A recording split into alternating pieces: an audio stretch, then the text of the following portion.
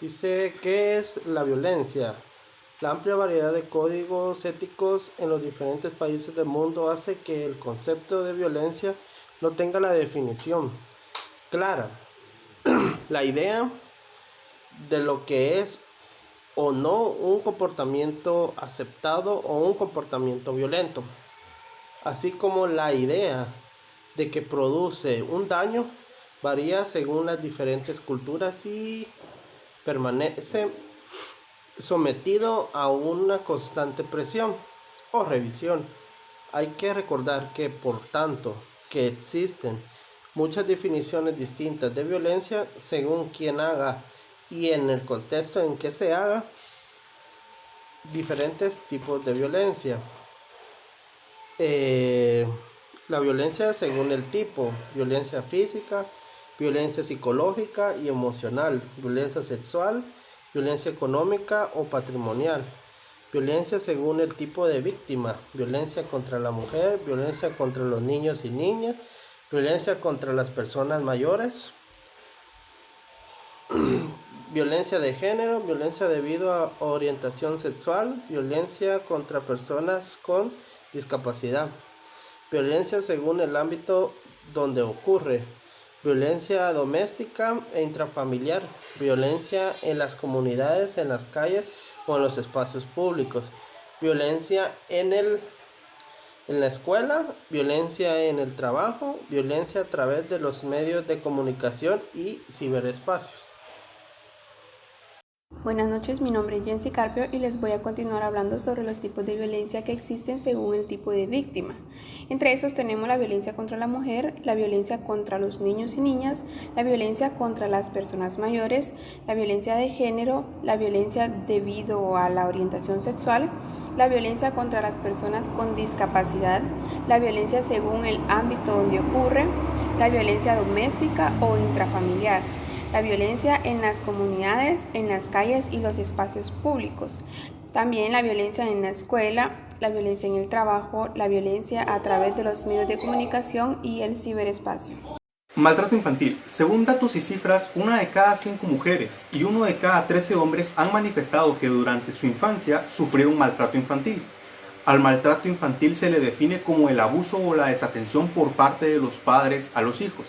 Este problema se inicia en el hogar y son los padres que sin razón alguna o porque tuvieron un mal día o simplemente están enojados, esa ira la descargan contra sus hijos, abusando de ellos tanto física como mentalmente, dándoles golpes, castigándolos inadecuadamente o muchas veces los padres torturan a los niños, los violan o incluso les provocan la muerte. Pongamos un ejemplo muy claro. Una pareja tiene un niño que no es deseado. ¿Qué es lo que hace la pareja? Lo abandona ya sea en un basurero o simplemente no se tocan el corazón y lo avientan así sin ningún remordimiento a un barranco. Este problema, si no es tratado en la vida del niño, a lo largo de su vida puede provocarle serios daños, tanto emocionales, puede provocarle dificultades para poder relacionarse con las demás personas, o incluso los niños, por falta de amor y educación, llegan a unirse a las pandillas. ¿Cómo se puede prevenir el maltrato infantil? Primero, se requiere de un enfoque multisectorial para poder ubicar a los niños que están siendo sometidos a tales abusos. Se recomienda que para poder prevenir este problema son necesarias las visitas domiciliarias de enfermeras o personal médico capacitado en este tema, la formación de los padres para mejorar sus actitudes de crianza para sus hijos y también sirven las terapias familiares para así poder minimizar el impacto de este problema. Buenas tardes, licenciados y compañeros. Mi nombre es María de los Ángeles Porta y yo voy a hablar de la violencia contra la mujer. Esta la encontramos definida en el artículo 3 de la Ley contra el Femicidio y otras formas de violencia contra la mujer de la siguiente manera. Violencia contra la mujer es toda acción o omisión basada en la pertenencia al sexo femenino que tenga como resultado el daño inmediato o ulterior, sufrimiento físico, sexual, económico o psicológico para la mujer, así como las amenazas de tales actos, la coacción o la privación arbitraria de la libertad, tanto si se produce en el ámbito público como en el privado. Existen diversos tipos de violencia contra la mujer que también se encuentran definidos en el artículo 3 de esa ley. En la literal K se encuentra la violencia económica, que son acciones o omisiones que repercuten en el uso, goce, disponibilidad o accesibilidad de una mujer a los bienes materiales que le pertenecen por derecho. La literal L es violencia física y son acciones de agresión en las que se utiliza la fuerza corporal directa o por medio de cualquier objeto, arma o sustancia con la que se cause daño, sufrimiento físico, lesiones o enfermedad a una mujer. En la literal L está la violencia física o emocional y son acciones que puedan producir daño o sufrimiento psicológico o emocional a una mujer. En la literal N encontramos la violencia sexual, que son acciones de violencia física o psicológica cuya finalidad es vulnerar la libertad e indemnidad sexual de la mujer, incluyendo la humillación sexual, la prostitución forzada y la denegación del derecho a hacer uso de métodos de planificación familiar, tanto naturales como artificiales, o a adoptar medidas de protección contra enfermedades de transmisión sexual. Cuando hablamos de violencia contra la mujer, también debemos incluir el femicidio, que se encuentra regulado en esta misma ley, que es la Ley contra el Femicidio y otras formas de violencia contra la mujer, en el artículo 6. Femicidio. Comete el delito de femicidio quien, en el marco de las relaciones desiguales de poder entre hombres y mujeres, diere muerte a una mujer. Mi nombre es María Graciela Franco García, con número de carnet 2014-09-122, y daré seguimiento al tema sobre la violencia contra la mujer. La violencia contra las mujeres y las niñas se define como todo acto de violencia basado en el género que tenga o pueda tener como resultado un daño o sufrimiento físico, sexual o mental para la mujer, así como las amenazas de tales actos, la coacción o la privación arbitraria de la libertad. En el artículo 8 de la Ley contra el Femicidio y otras formas de violencia contra la mujer habla sobre la violencia económica y que esta violencia también se comete en el ámbito privado y en el ámbito público por quien le impide a una mujer disponer libremente de sus propios bienes, usarlos, regalarlos o lo que ella quiera hacer con ellos. También si él le impide que tenga un empleo, un oficio, si trata mal a una mujer o le paga menos que a un hombre por el mismo trabajo. Hablaremos también sobre el artículo 11, que habla sobre el resarcimiento a las víctimas. ¿Qué es resarcimiento? Es reparar, compensar o indemnizar un daño por un perjuicio. También hablaremos sobre el artículo 13, que habla sobre los derechos de la víctima. El Estado tiene la obligación de garantizarle a las mujeres que sufren de violencia el derecho de tener información y asistencia integral. Le voy a hablar sobre el convenio 102.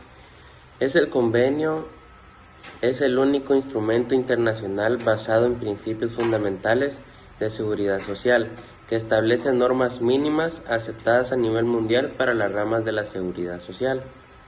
El convenio 102 de la Organización Internacional del Trabajo es un cuerpo normativo que abarca y reúne todos los aspectos de la seguridad social, por lo que resulta imperativo recurrir a él para compararlo y confrontarlo con la normativa nacional vigente en materia de seguridad social, para comprobar qué tan acorde estamos frente a las normas mínimas establecidas en dicho convenio. El convenio 102 define objetivos: el porcentaje de la población a proteger por los sistemas de seguridad social, nivel de la prestación mínima que se garantiza a las personas protegidas, los requisitos para tener derecho a prestaciones y el periodo de derecho a las prestaciones. Violencia por omisión. Cuando los adultos, padres, madres o cuidadores demuestran un trato negligente hacia los niños, niñas y adolescentes, esto ocurre cuando no se han atendido las necesidades físicas, emocionales, lo que pone en riesgo su seguridad personal y constituye un abandono. Una lesión física no accidental resultante de actos u omisiones de los progenitores o tutores que transgreden las normas de la comunidad concernientes de la manera de tratar a los niños. Eso se trata de una violación. Buenas tardes, licenciado, compañeros. Mi nombre es Rodrigo López Ramírez y vamos a platicar un poco sobre las garantías de protección contra la violencia familiar. En el artículo 7 de la Ley para prevenir, sancionar y erradicar la violencia intrafamiliar, pues encontramos las medidas de seguridad, en las cuales tenemos varios incisos.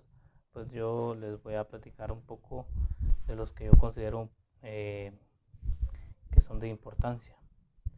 En el inciso A tenemos que se le debe ordenar al presunto responsable que debe salir de la casa inmediatamente. De no hacer caso, pues se utilizará la fuerza pública, que en este caso es la Policía Nacional Civil. Cuando por violencia intrafamiliar se arriesga gravemente la integridad física, sexual, patrimonial o psicológica de cualquiera de sus habitantes. Bien, en este caso tienen que intervenir y darse cuenta de que hay violencia intrafamiliar para que no pase a mayores dichas acciones, porque podría causar hasta la muerte de los que son agredidos. Tenemos en el inciso F suspender provisionalmente al presunto agresor la guardia y custodia de los hijos e hijas menores de edad. Tenemos en el inciso K, dice que se fijará una obligación alimentaria provisional de conformidad con lo establecido en el Código Civil. En esta ocasión, pues hay que tener en cuenta que si el agresor es el padre, entonces se le pedirá un aporte económico para el inciso, o que se le ordenará al presunto agresor la reparación en dinero efectivo de los daños ocasionados a las personas agredidas. Bueno, la duración de estas medidas de protección durará menos de un mes, dice. Bien, en el artículo 8 pues encontramos la duración de las medidas de protección. Pues protección no durarán menos de un mes ni más de 6 meses, exceptuando las consignadas en el artículo C de la ley en la que estamos, ¿verdad? Sin embargo, dice, al vencer el plazo y a solicitud de las partes, la autoridad competente la podrá prolongar de acuerdo a lo que se viene dando conforme a el desenvolvimiento de las acciones. Pues es el juez quien dictaminará si se siguen con las medidas de protección. Gracias.